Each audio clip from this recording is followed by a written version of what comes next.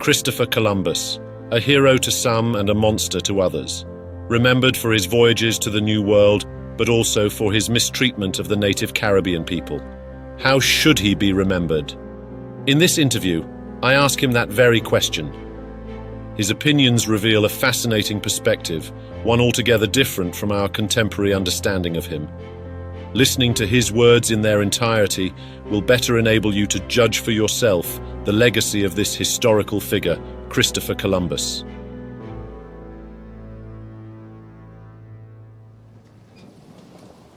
Hola, mi buen señor Adrian. Welcome aboard my ship this stormy evening. I am looking forward to this discourse. Hello, Christopher Columbus. It's a pleasure to be here.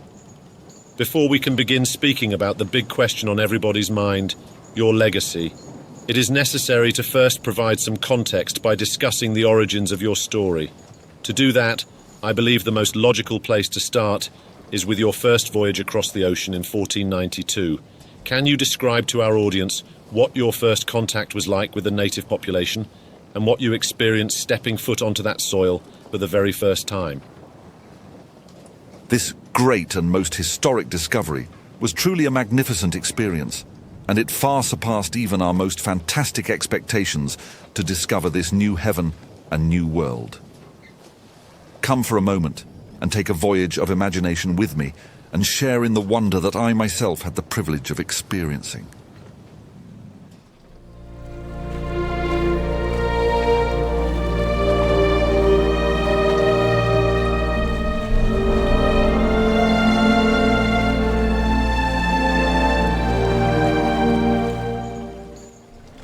Imagine it, the first sight of land after so long on the open sea, the sensation of fresh, invigorating air, the gentle caress of a cool breeze, the warm embrace of sunlight, the soothing rhythm of the tides, the swaying of the trees, and the melodious chorus of birdsong. This was my experience upon arrival. It felt as though I had been reborn, for this place held such immense beauty beyond anything I could adequately describe to you, for it could only have been seen to be fully appreciated. After a long voyage, beginning in Cadiz, Spain, I finally arrived in the Indian Ocean. There I discovered numerous and densely peopled islands. I, the first of the Christians, went ashore with an armed boat. I unfurled the royal standard, and without any opposition, I claimed possession of these islands in the name of our esteemed monarch through public declaration, with banners unfurled and proudly raised high. I named the first of these islands San Salvador, in honor of the blessed Holy Savior, for whom granted me safe passage through those treacherous waters. Soon, a considerable number of island inhabitants assembled at our location. I aimed to make friendship among them, and sought to achieve this end through love rather than force. I therefore offered some of them red caps and glass beads, which they wore around their necks, along with various other inexpensive items. They exchanged items of their own and were very generous to us, giving all they had with goodwill. This gesture greatly pleased them, and they became so entirely our friends that it was a wonder to see. Their friendship was of great advantage to me, as I believed they could be brought to embrace our most holy Catholic faith. They did not engage in any form of idol worship themselves. Instead, they held a strong conviction that all strength, power, and indeed, all blessings reside in the heavens. They believed that I had descended from the heavens aboard these ships with my crew, and it was with this belief that they welcomed me. I ascertained that they would therefore easily be made Christians. Regarding material possessions, they seemed very deficient in everything. They went about always naked as their mothers bore them, men and women alike. Among the individuals I encountered, all appeared youthful, tall, with handsome features, strong physiques, well-proportioned bodies, and very good faces. Their hair was coarse, resembling a horse's tail. They did not possess the dark complexion typical of Ethiopians. They were the color of the people of the Canaries, neither black nor white. Some painted themselves in various colors, covering their faces, bodies, eyes, or noses. They shaved specific areas of their heads and left long clumps of tangled hair in other places, presenting an incredibly absurd look. What might be considered the appearance of a madman in our country was viewed as a symbol of prestige among the most esteemed Indians there. From what I gathered, it appeared that each man across the islands was wed to a single wife, except for the kings and princes, who were permitted to have up to 20 wives. Interestingly, it seemed that the women engaged in more labor compared to the men. I took some Indians from the first island with the intention of teaching them our language and gaining insights into their knowledge of the land. Despite their extended time with us, they continued to hold the belief that I descended from the heavens. Although false, I did not dispel this notion. It was evident that they were most unaware of the place from which I came. After arriving in any new location, they would loudly proclaim to the other islander peoples, "Come, come and look upon beings of a celestial race." In response, both women and men, young and old, having dispelled their initial fears, would flock to us, crowding the pathways to catch a glimpse. Some would bring food and others drinks, displaying remarkable affection and kindness. Initially, despite Columbus's ulterior motives, his first interactions with the natives were peaceful and fruitful. Both sides greeted each other warmly and engaged in diplomacy.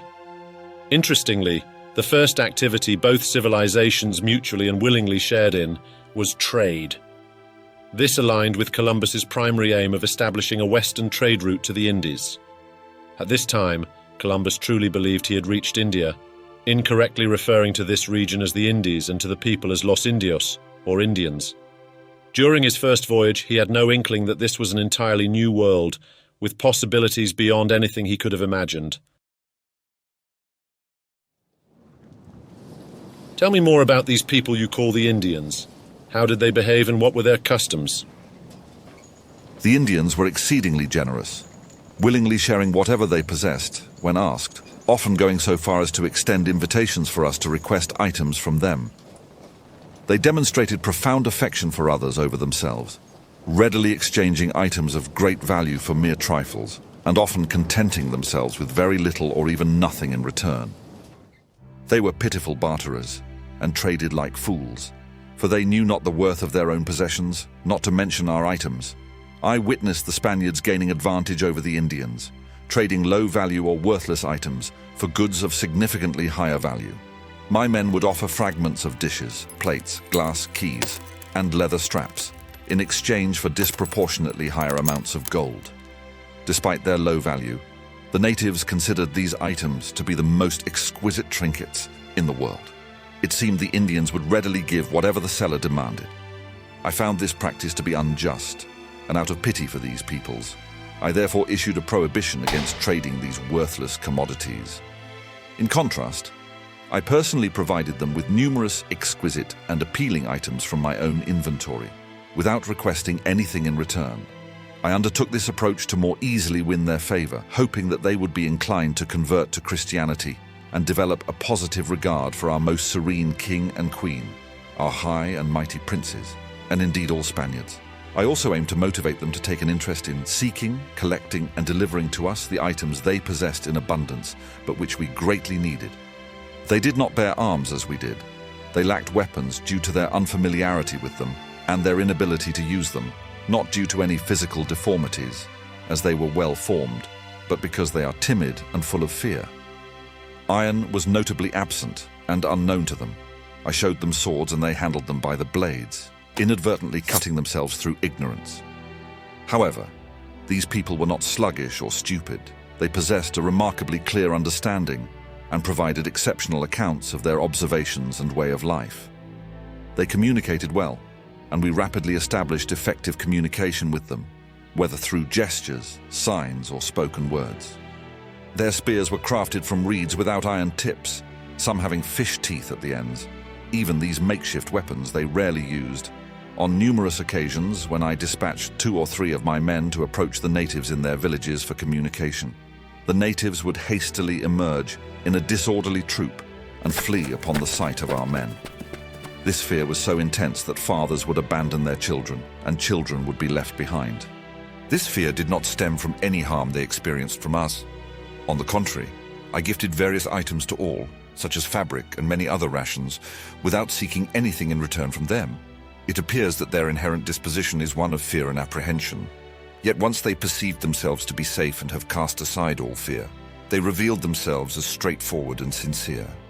I noticed some bore scars on their bodies, and when I inquired about the cause, they gestured that people from nearby islands came to capture them, and they had to defend themselves.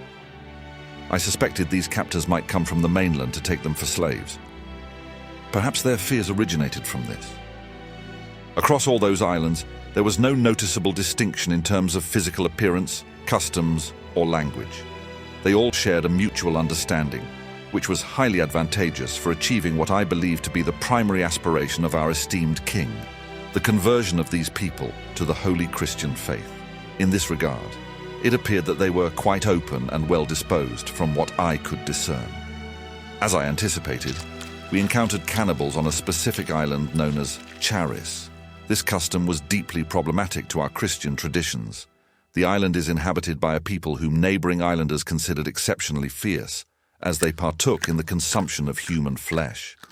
These same individuals possess a variety of canoes, which they use to traverse to the surrounding islands, engaging in acts of robbery and plunder wherever they can. Consequently, they are regarded as menacing by others, and are the source of great fear among the Indian population. Personally, however, I do not fear them as the other islanders do. I hold them in no greater regard than the rest. How about the land, Mr. Columbus? What resources were you in search of, and what about that terra firma interested you? That land contained many riches. One of the first islands I explored I named Juana. Upon our arrival at that island, I ventured along its coastline for a brief distance. To my astonishment, it appeared so vast and seemingly endless that I could not believe it to be an island. Instead, it resembled the mainland province of Cathay. Further exploration by sea revealed to me many other islands. One I called Española. The trees, plants, and fruits found in Española are distinctly dissimilar from those in Juana. Furthermore, Española is rich in a variety of spices and precious metals, gold being the most significant. Sorry to interrupt, but on the subject of gold, you mentioned the significance of it, and it's my understanding that the search for gold was one of your primary motives. I must ask, why was gold so important to you and the Spaniards? Gold is a treasure, and he who possesses it does all he wishes to in this world, and succeeds in helping souls into paradise. Should I meet with gold or spices in great quantity, I shall remain till I collect as much as possible, and for this purpose, I am proceeding solely in quest of them. On that island, there exist mountains of exceptional size and beauty, extensive plains, lush groves, and highly fertile fields, ideally suited for cultivation, grazing, and settlement. The harbors on this island are remarkably convenient and of exceptional quality, while the abundance of rivers exceeds the expectations of anyone who has not witnessed them firsthand. The island was situated in an exceptionally advantageous location, well suited for the pursuit of profit and commerce in every aspect.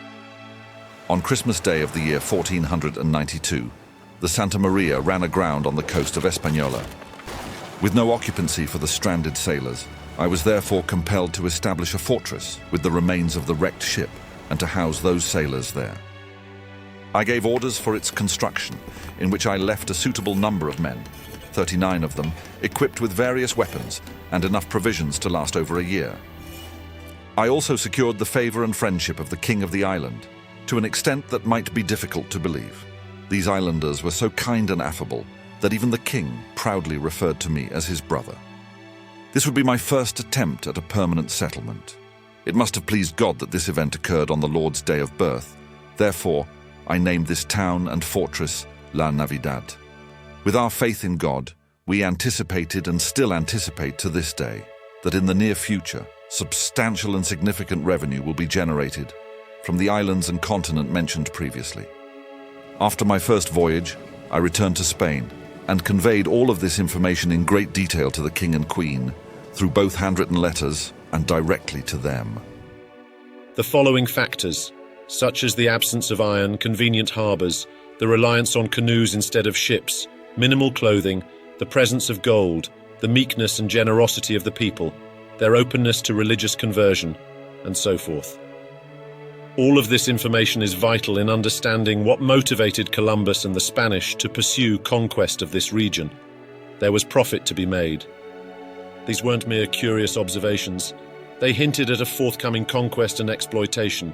In his correspondences and discussions with King Ferdinand and Queen Isabella, he presented a case for acquiring additional men, weaponry, ships, and financial support for his future expeditions, expressly for the purpose of colonizing the islands, exploiting their resources, and regrettably, enslaving the local population. The Spaniards strongly embraced Christianity and sought to spread the faith worldwide, not with any ill intent, but rather because of the belief that converts would gain spiritual benefits, including a better afterlife. Columbus saw this as a divine mission, serving both God and the Spanish monarchy while also aiming to enlighten the indigenous people. With the conviction that Christianity would last forever and rule over the world, it's no wonder that they sought to convert these people. Although his initial contact with the islanders was peaceful, over time relations soured, tensions flared, and conflicts and cultural misunderstandings intensified.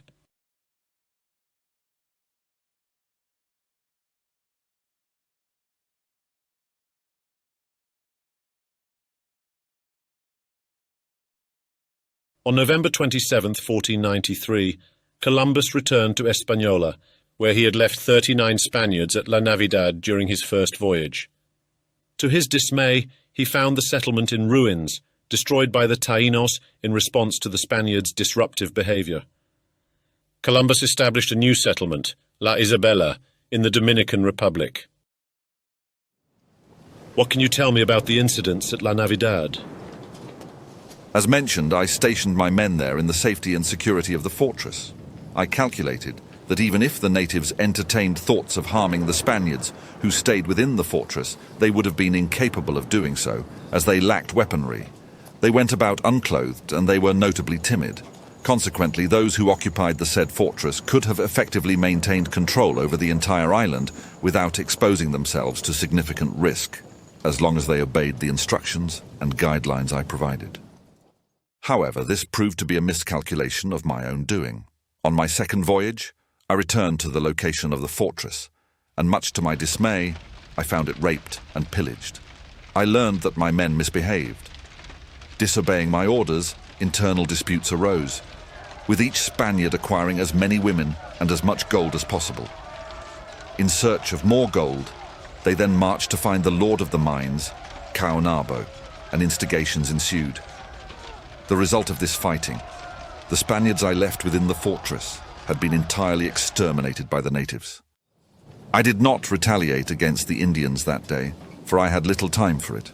My company of men of 1,500 souls were exhausted from the journey and excited about the prospects of the islands. It seemed I was one of few Christians who cared for this lost fortress. I hastily selected a suitable site for our new settlement I called La Isabela, a few leagues east of La Navidad. The primary objective of Columbus's second voyage was the conversion of the natives to Christianity. Prior to departing from Spain, King Ferdinand and Queen Isabella instructed Columbus to establish and nurture cordial, even affectionate connections with the natives. However, this approach turned out to be challenging and resulted in crimes of cruelty, the enslavement of the local peoples, and unmet hopes for riches. In particular, a system known as encomienda was utilized by Columbus. The encomienda was a formal tribute system based on forced labor. The Spanish crown originally conceived of this idea as a framework of shared responsibilities between indigenous communities and colonists. The natives were expected to supply modest tribute and labor, while the colonists were to offer protection and to provide religious and cultural assimilation to the natives.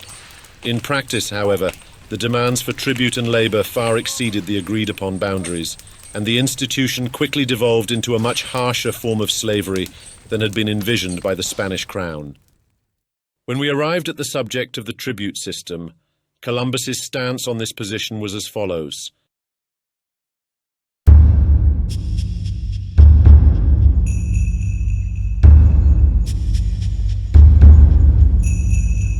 I faced similar hostilities by my fellow Spaniards back in Spain. You see, the island of Hispaniola was populated by countless inhabitants, all of whom could be made to pay tribute.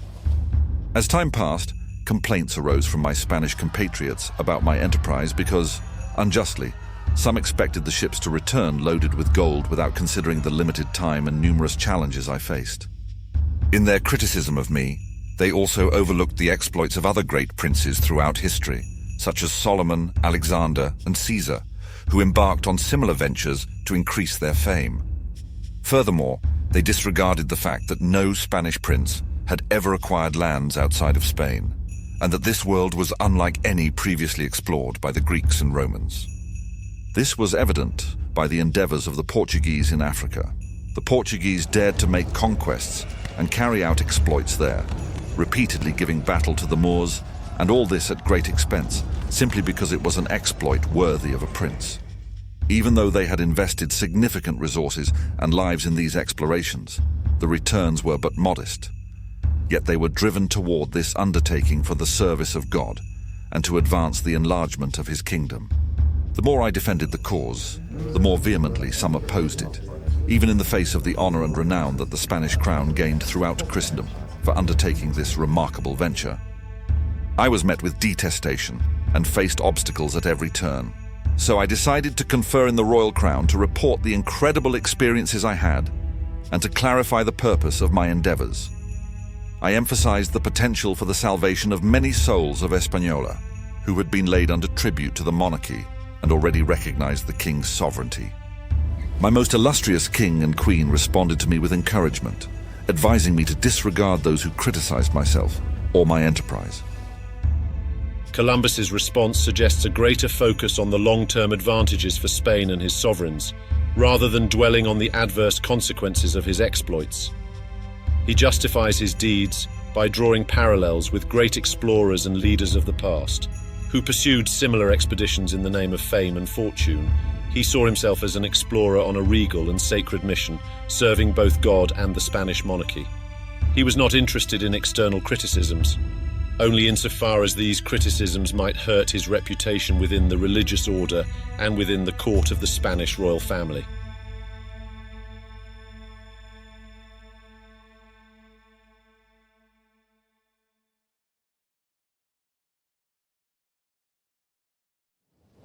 Upon your return to Hispaniola in your third expedition, you encountered a rebellion, leading to your removal as governor. You were subsequently arrested and transported to Spain in shackles to stand trial in court. Can you describe your side of the story of what happened and why? I should much like to clear myself of this affair, if only it were consistent with etiquette to do so. As I mentioned during the massacre of my men at La Navidad, I did not seek retaliation or punishment for the crimes committed against us. I showed restraint as often as possible. Not enough credence is given to this matter. Crimes were committed, but they arose purely out of circumstance, not premeditation. I found myself in a tormenting situation as governor. I made promises, perhaps too bold of promises, to the monarchy of vast wealth in these lands, as I was to believe based on the accounts of the natives I communicated with. I experienced much pressure to meet these expectations because of this. It is essential to understand that the circumstances we faced were challenging. I must emphasize that my intentions were to fulfill the mission entrusted to me by my Catholic monarchs, and I never intended to do harm. The atrocities and mistreatment that occurred were not in line with my original vision. I want to say that any mistakes I may have made were without any intention of wrongdoing, and I believe that people will one day understand this. If I have erred, it was due to circumstances beyond my control. I attempted mercy whenever possible, and I can prove this. On my second voyage, we encountered an island ruled by the Caribbees, the inhabitants who eat human flesh. I sent several detachments to confer with the natives and learn what sort of people they were. My men brought back information about how there were captive men and women on the island. In an attempt to save them, we took aboard our ship, with their own consent, more than 20 females who were held as prisoners on that island and whom we were liberating. We inquired of the women what people these islanders were. They replied that they were, in fact, the Caribbees. As soon as they learned that we were enemies of such people on account of their evil practice of eating human flesh, the women were much delighted. These women remained with us on our exploration until we reached a suitably safe island, where they departed. While I was away, Don Francisco de Bobadilla was sent from Spain to investigate my actions. Upon arriving in Santo Domingo, he occupied my house and seized all its contents. While he may have had his reasons, even a pirate treats the merchants he plunders with more respect than this. What troubled me most was the confiscation of my documents. Ironically, The most crucial papers that could have proved my innocence were the ones he had hidden most carefully. His motive was to investigate my actions, knowing that if he reported a highly negative assessment of me, he would stay in control of the government. He was not a just and honest inquisitor. No sooner than I arrived back in Hispaniola than I was likewise arrested. Upon my voyage back to Spain to face trial, I was offered release from my chains. I replied with the following: "Since the king has commanded that I should obey his governor, he shall find me as obedient in this as I have been to all his other orders. Nothing but his command shall release me." I remained imprisoned for 6 weeks, found guilty of my crimes, for which I openly admitted to. My freedom was restored upon the orders of the Almighty King Ferdinand and Queen Isabella. Justice was delivered upon me. I was held as prisoner in the King and Queen's regal name, and upon their orders I was released from this condition. This was and shall forever be the extent of my punishment. King Ferdinand and Queen Isabella believed he was setting a dangerous precedent in the New World, and Columbus narrowly escaped their grace. They eventually ordered his release, but Columbus's role in the Indies was greatly diminished. He was allowed to return to the Indies as an explorer, but was forbidden from holding public office as governor.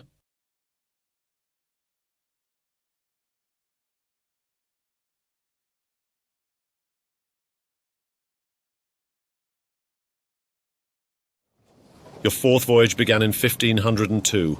You set out with the intention of proving that there was a link to the Indian Ocean and to prove the Earth's circumnavigation. However, this did not happen. Instead, you found yourself stranded with a local tribe, while you waited for a year until help arrived from Hispaniola. How did you manage to survive this setback? The native tribe of that rich coast began to resist and stopped supplying food as they had done before. I summoned all the local leaders and expressed my surprise at their failure to provide food, reminding them that I was there by God's command, as this was a belief that they had since the moment of my arrival. I conveyed that God was displeased with them and would show signs of his anger in the night. That very night there was an almost total lunar eclipse, which I explained as a sign of God's anger for their failure to supply food. Frightened, the Indians promised to provide food from then on, which they did until the day the ship arrived from Hispaniola with provisions. This was one of the happiest days of my life because I had never expected to leave that place alive.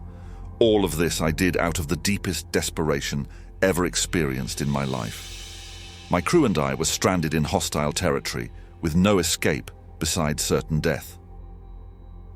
I then sailed to Santo Domingo. Now, aboard this very ship with my brother Fernando, I speak with you on my return voyage to Spain. Columbus, having much knowledge and experience navigating and being very aware of astronomical phenomena, knew that there was an impending eclipse. With the understanding that these natives lacked such knowledge, he therefore preyed upon their weakness and essentially frightened them into obedience, owing in part to a certain level of gullibility on the part of the natives. This episode illustrates Columbus's remarkable adaptability, while also serving as a solemn reminder of his use, or perhaps abuse, of authority to dominate the native people who, at that time, lacked knowledge in the field of astronomy. Now that we are largely up to speed on the events of Christopher Columbus's life and career, we finally begin to address the most pressing question of all: his legacy.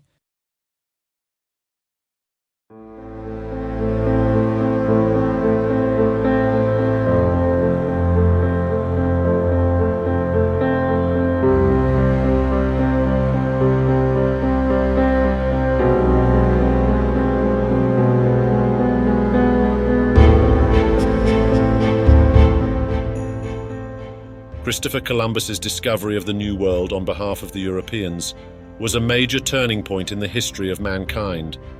It permanently connected the two hemispheres for the first time and led to a sustained European presence in the Americas, heralding the onset of globalization and ushering in a host of associated shifts in demographics, commerce, economics, society, and politics. Christopher Columbus's legacy throughout the centuries has been enigmatic and highly complicated. Upon his first return to Spain after his discovery, he was widely celebrated and recognized for his achievements.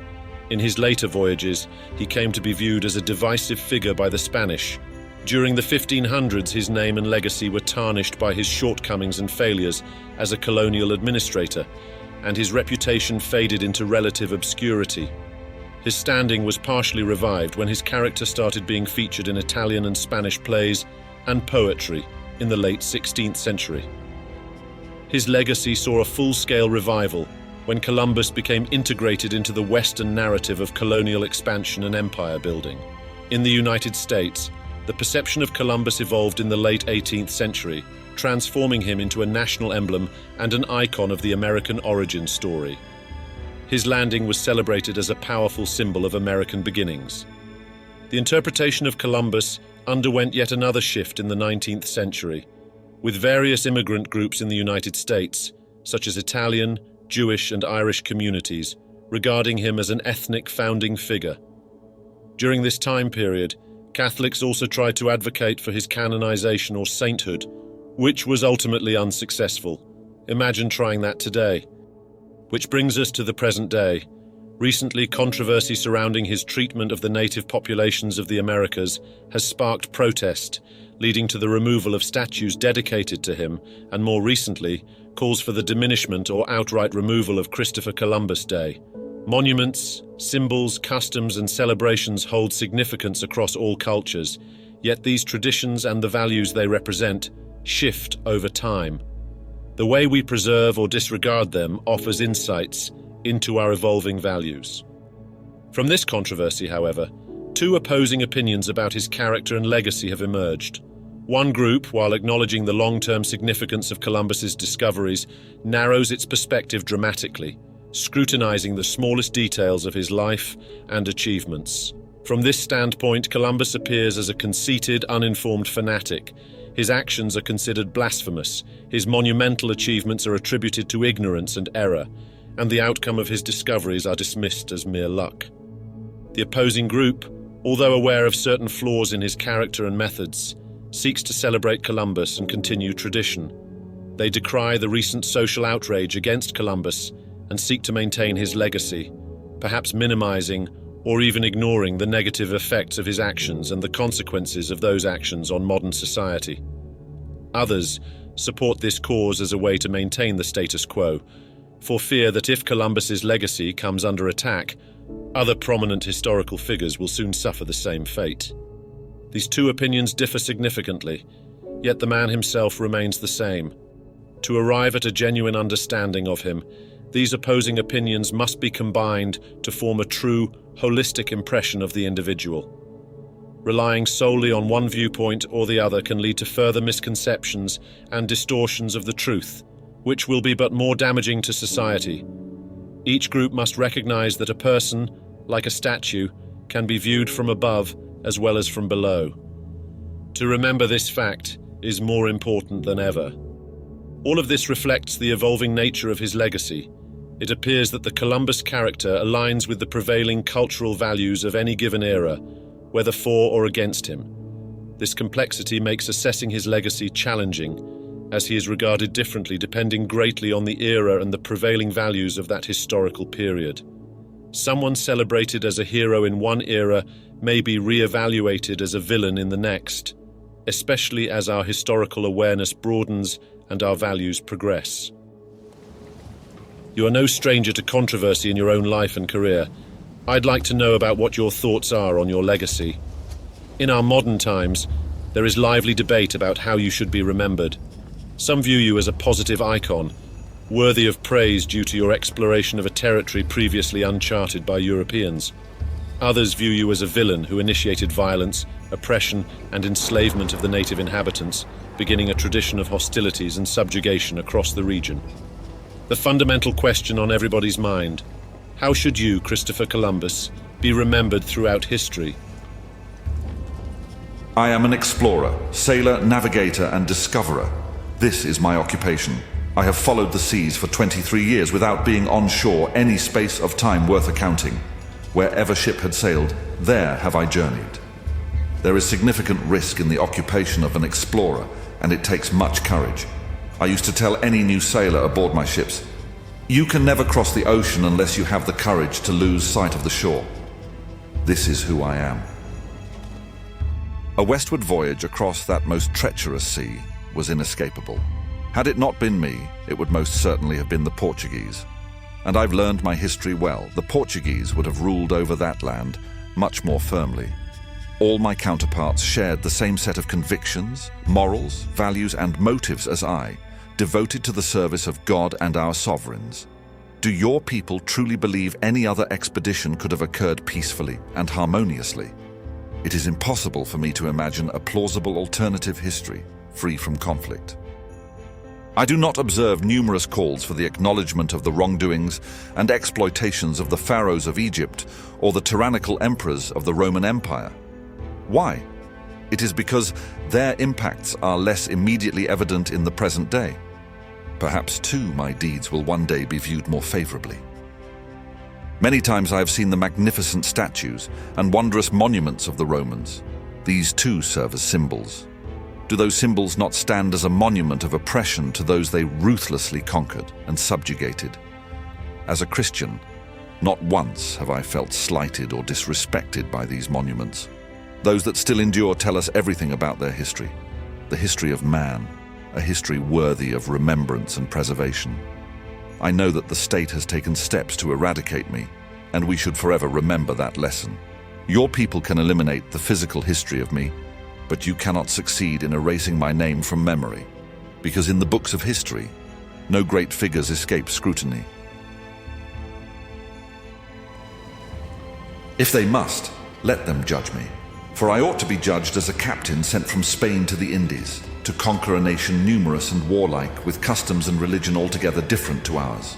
A people who dwell in the mountains, without regular habitations for themselves or for us, and where, by the divine will, I have subdued another world to the dominion of the king and queen, our sovereigns, in consequence of which Spain, that used to be called poor, is now the most wealthy of kingdoms.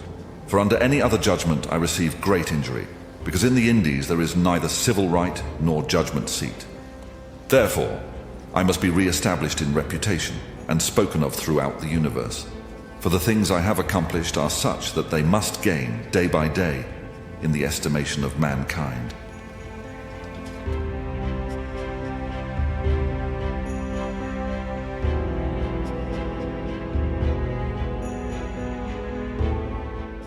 The intention of this interview was not to pick a side in this great debate, as fully justifying or favouring either side is neither practical nor desirable. Instead, the objective was to present the words and accounts of the man himself. Having listened to his words, thoughts, opinions, and motives, it is your responsibility to form your own assessment of this individual, just as countless others have done over the centuries. Because determining the contemporary significance of historical figures is a crucial aspect of putting the past in perspective.